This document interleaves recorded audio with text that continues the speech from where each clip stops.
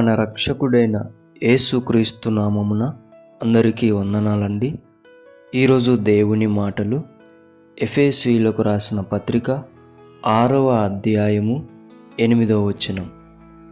దాసుడైనను స్వతంత్రుడైనను మీలో ప్రతివాడును ఏ సత్కార్యము చేయునో దాని ఫలము ప్రభువు వలన పొందునని మీరెరుగుదురు. ప్రియమైన దేవుని బిడ్డలారా, ఆయనను సేవించే వారందరూ కూడా గొప్ప మనసు, మంచి మనసు కలిగి జీవిస్తూ ఉంటారు.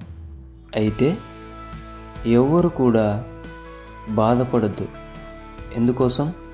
నేను మంచి పనులు చేస్తే నాకు మంచి జరుగుతుందా, కీడు జరుగుతుందా అని ఆలోచనే పెట్టుకోవద్దు. చాలామంది అనుకుంటారు, ఎంత మంచి చేసినా నాకు కీడే జరుగుతుందని.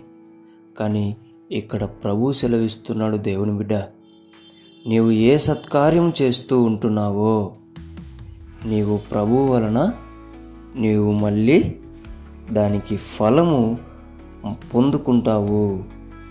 ప్రభు వలన నువ్వు ఆ సత్కార్యం చేసినందుకు, ఆ మంచి పని చేసినందుకు ప్రభు వలన నీవు ఫలం పొందుతావని దేవుని వాక్యం సెలవిస్తుంది, దేవుని బిడ్డ.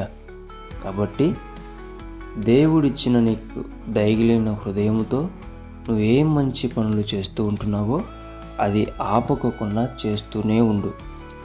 ఖచ్చితంగా దేవుడు నిన్ను ఆశీర్వదిస్తాడు. ప్రభువు వలన నీవు ఖచ్చితంగా ఫలం పొందుకుంటావు. ఆమేన్. దేవుడి మాటలను దీవించునుగాక. ప్రార్థిద్దాం. దేవా, మీకు వందనాలు, స్తోత్రాలయ్యా.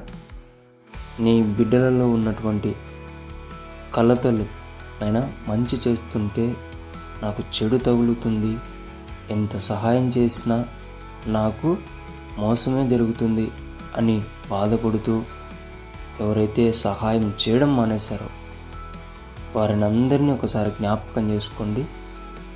నీ వలన వారు యేసు నామములో ఫలం పొందుకుందురుగాక. ఆమేన్.